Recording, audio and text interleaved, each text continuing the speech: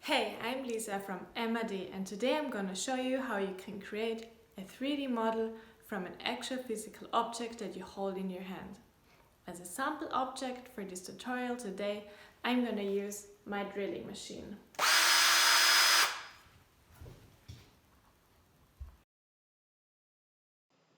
So let's start by taking pictures of our object. You can see here the very basic and improvised studio setup that I made. It's basically just a stool with a plate on top, and I put this board with this grid so that I have a reference lay there for the scale. So it's very handy to consider where you take the pictures, where you could get a scale or a size reference that you scale your 3D model afterwards accordingly. So that's why I put it on this square grid board. Look for a space where you can easily walk around and where the light is okay from all the sides, and then just go around and take pictures from every possible angle. I'm gonna show you here the pictures that I took. Quickly gonna flick through. So you can see that I basically walked around the object and took pictures from a higher angle, from top, and also more from below, and that there are a few details that I wanted to capture. What I also checked is if there are pictures that are not usable and that I would take out. So I'm just going to show you some examples. For example, this one, which is way too bright, this one is way too dark, as well this one, and this is so shaky that it's better to delete it and not even put it in the program. So if you chose your pictures and you took your pictures and you're kind of happy with the selection, just double check one more time if you actually have a picture from every angle and from every area. Because if you don't have a picture from a certain surface of your object, there also won't be a geometry generated later on in the program.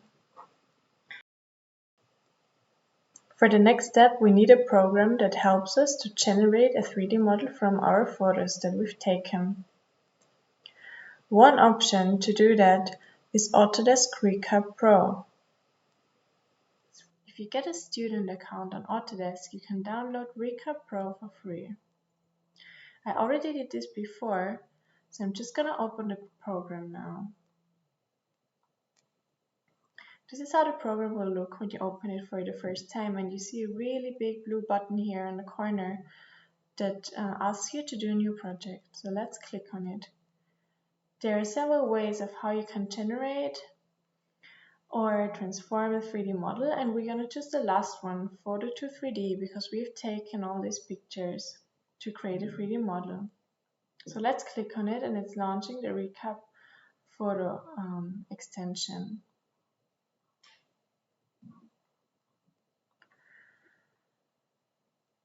There are several options here to create a 3D model. There is the aerial option, that's more for landscapes. For example, you see this little drone logo. If you would fly with a drone over a landscape or a bigger area and want to create a 3D model from that. What we're doing is that we're creating an object because we walked or we rotated around a smaller object that we want to create a 3D model from. So let's click on that. And then it asks us to select our files. I'm gonna select all the pictures that I've taken and open them. Here I have a pretty good preview. I'm just gonna double check if there is no picture that has nothing to do with my drilling machine 3D model that I want to create, and then I'm just gonna click create.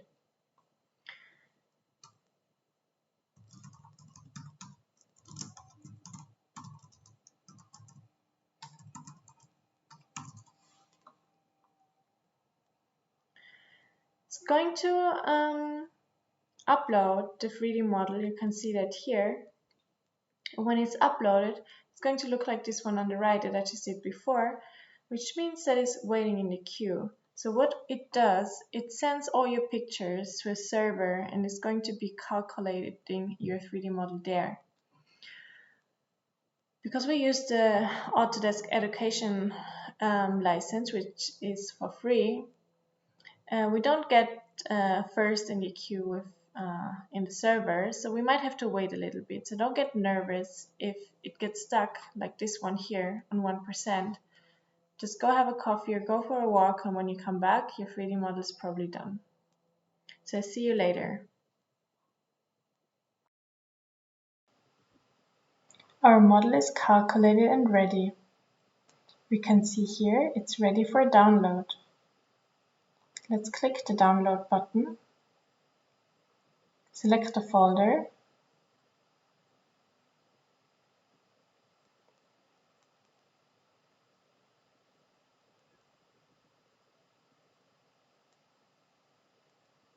and now it pops up here. Let's have a look.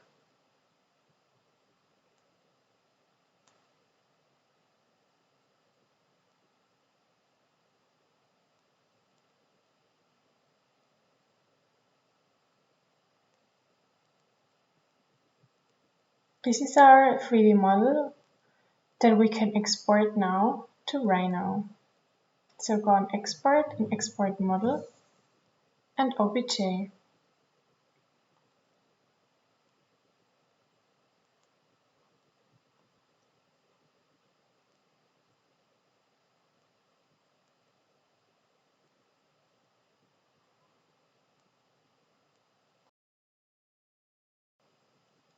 Another program that you can use is Agisoft Metashape. Of course, there's several more, but I'm gonna show you how you can also use this one. You can download a free trial version for 30 days online. Just gonna open the program now. It should look like this. And to start importing your pictures, you click on Workflow and say Add Photos. You select all your pictures and click Open. It seems like nothing happens, but if you look here, then the camera's changed here. So click again on Workflow and say Align Photos. Keep the settings as they are and click OK. This is going to take a few minutes. So calculation is done and we can see all the photos that we've taken aligned around our object. Let's rotate around and have a look.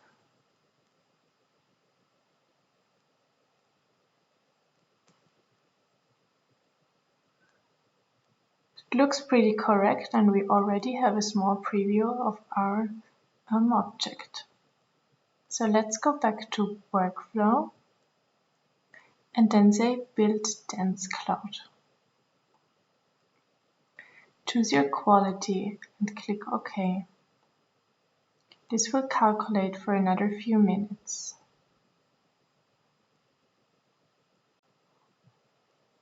Okay, our dense cloud is ready. So let's continue with the next step.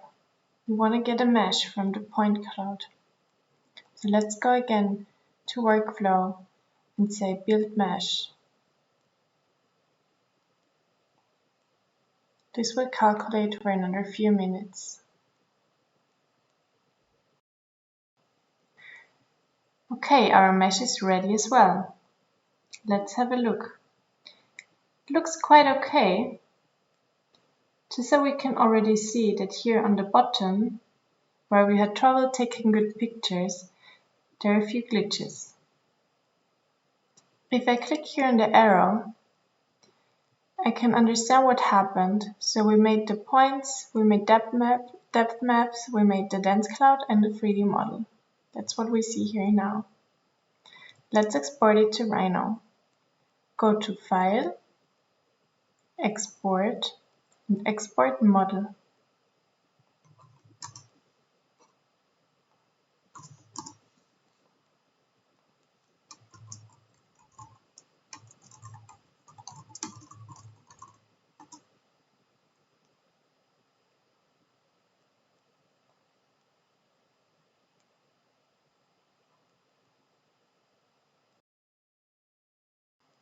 So let's import our model into Rhino. Go to File, Import, and select the model that we've generated.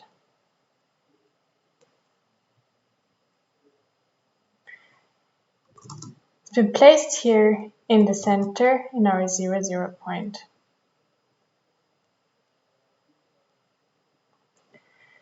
It's not yet flat on the surface, so we will have to rotate it and also scale it.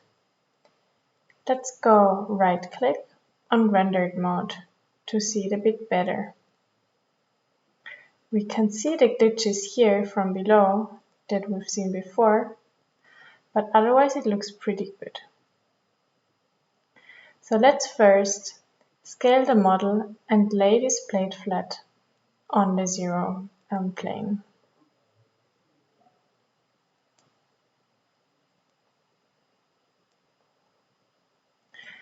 I'm going to select a rectangle and go on 3 point.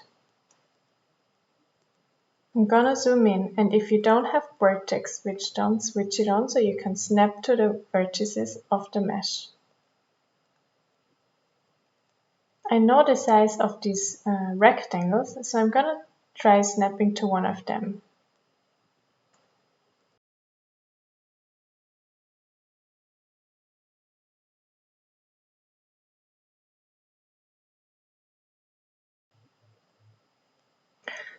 So now I know this rectangle should lay flat on the ground, and I know the size of this rectangle. That I can easier snap and move it around, I'm going to copy it outside of the model.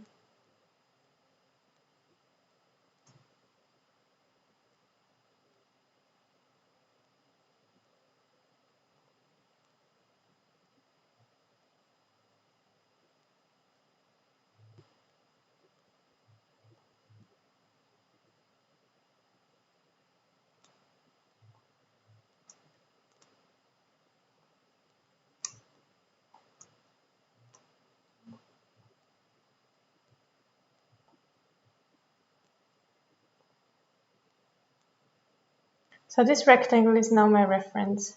I'm going to select everything, and I know this rectangle should be 10 by 5 centimeters. So let's go scale.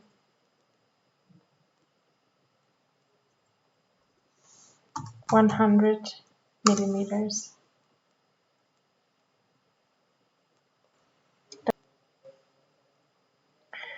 So let's flip this rectangle flat on the C-plane, and then the rest of our model will be too.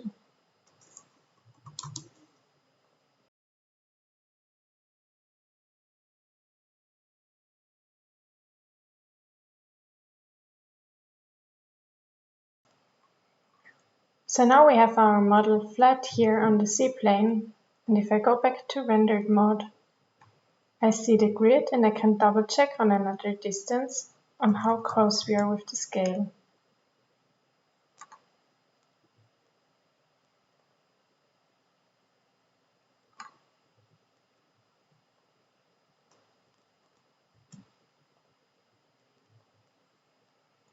It's pretty accurate.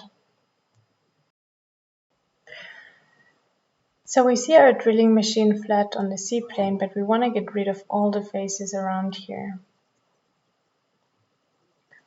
For doing that, let's go to one of the front views and type delete faces. Let's select all the faces that we want to get rid of.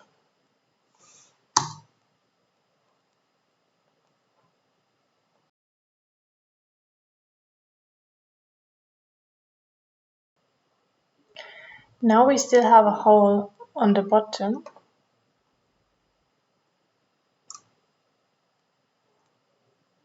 And we can kind of see inside the drilling machine. So we want to close that.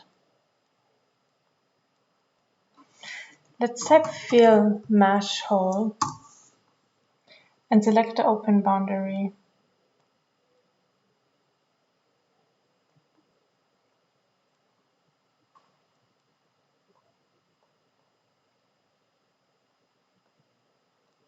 Now our model is closed. Our mesh still consists of a lot of vertices and faces, and we want to reduce that and get to a model that we can easily continue working with. There is a nice command in Rhino 7 which is called quad remesh. You have a few options here. You can choose the target quad count, so meaning the amount of quads that your model should have after calculating this.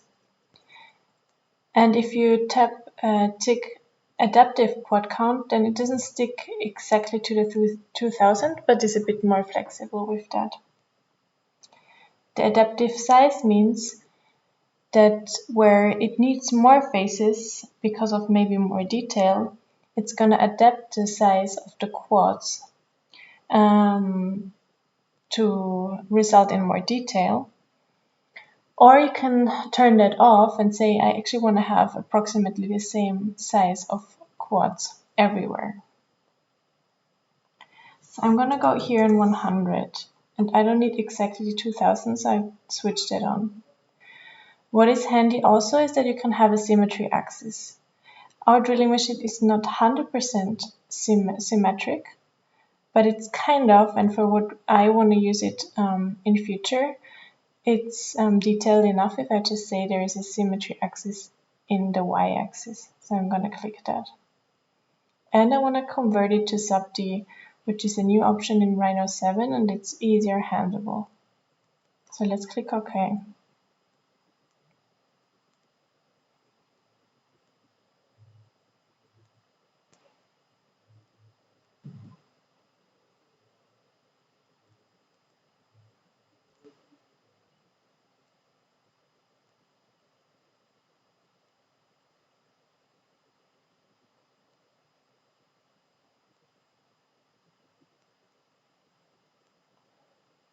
So we can now see our new calculated model, which looks already much more neat and nicer to work with.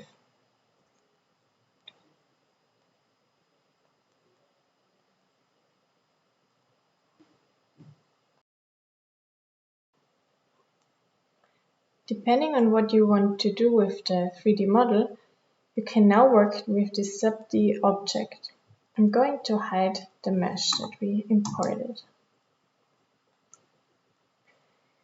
Here, under sub-D tools, there are several options what you can do with this geometry. What is very handy are the selection filters. If you click now on the object, you're actually selecting the whole object. But if you click, for example, on the edges filter, you can only select edges. And if you double click, you can select a whole edge loop.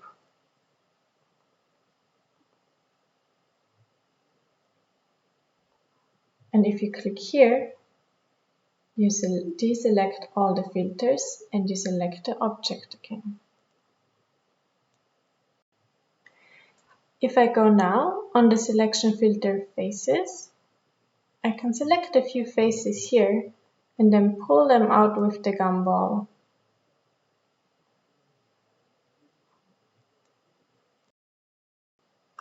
So this is one way to manipulate your surface.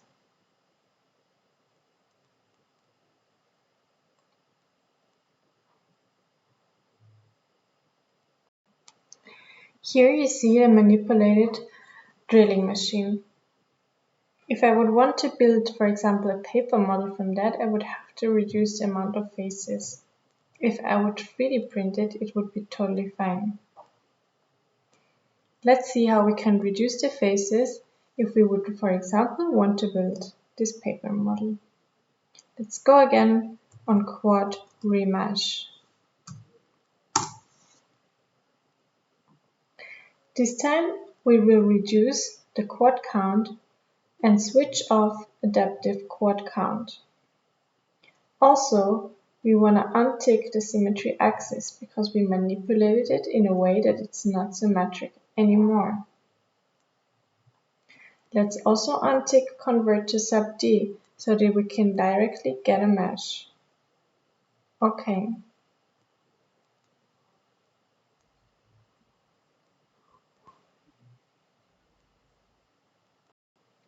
Here we go. Let's move it outside of the sub-D. And we see this is a very abstracted version of our model that we had before, but probably fine to build as a paper model. What we also want to do is triangulate mesh.